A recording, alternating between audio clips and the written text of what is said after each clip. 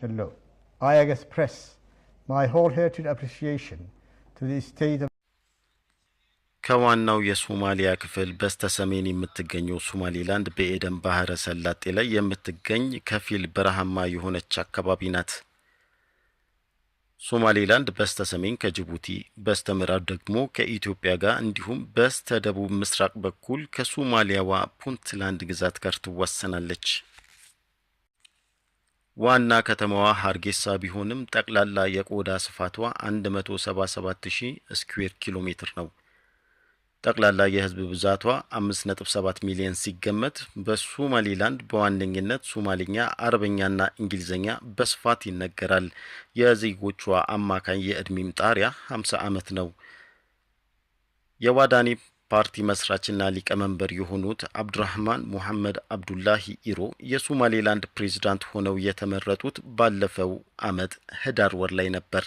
በወቅቱ ስልጣን ላይ የነበሩትን ፕሬዝዳንት ሙሴ ቢሂ አብዲን የመራጩን 64 በመቶ ድምጽ በማግኘት ነበር ያሸነፉት።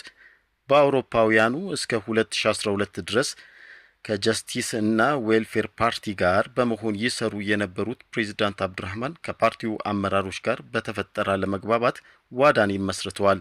ለ12 ዓመታት የሀገሪቱ ህዝብ ተወካዮች ምክር ቤት አፈ ጉባኤ የነበሩ ፕሬዝዳንት አብዱራህማን ሙሐመድ አገራቸው ዓለም አቀፍ ዕውቅና እንድታገኝ እንደሚሰሩ ቃል ገብተው ነበር። ላለፉት 3 አስርተ ዓመታት ከሶማሊያ ጋር ነጻ ሀገር መሆኗን በሚመለከት ያደረገቻቸው ያልተሳኩ ንግግሮች መለስ ብሎ ማየትና መነጋገር እንደሚያስፈልግ ይህንንም እንደሚያደርጉ ቃል ገብተው ነበር።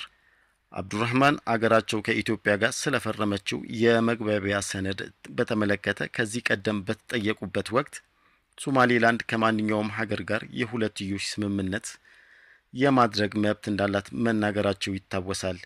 በዚያድ ባሬ አስተዳደር ወቅት በሶማሊያ መንግስት ውስጥ በከፍተኛ ኃላፊነትና በቀድሞዋ ሶቪየት ህብረት የሶማሊያ ኤምባሲ ውስጥ ዲፕሎማት ሆነው ያገለገሉት አብዱራህማን የ70 ዓመት አዛውንት ሲሆኑ በሶማሊያ ውስጥ ሲካሄድ የቆየው ጦርነት ተባብሶ የዚያድ ባሬ መንግስት ሲወድቅና በሀገሪቱ የጦር አበጋዞች ፊልሚያው ሲቀጥል አብዱራህማን ከቤተሰቦቻቸው በሚገኙበት ፊንላንድ መቀመጫቸውን አድርገው የነበረ ሲሆን ዜግነትም አግኝተዋል።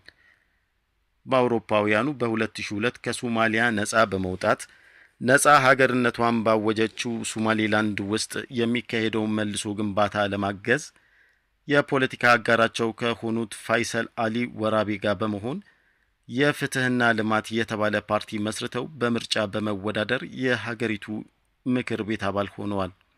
ከዚያን ጊዜ በኋላ በሶማሊላንድ ፖለቲካ ውስጥ ጉልህ ተሳትፎ እያደረጉ የቆዩት አብዱራህማን ሙሐመድ አብዱላሂ ዋዳኒ የተባለ ፓርቲ አቋቁመው የሀገሪቱ ፕሬዝዳንት ሆነው እስከ መመረጥ ደርሰዋል። የፊንላንድ ዜግነት ያላቸው ፕሬዝዳንት አብዱራህማን ሶማሊያ እንግሊዘኛን፣ አረበኛን፣ ሩሲኛና ፊንላንደኛን አቀላጥፈው ይናገራሉ።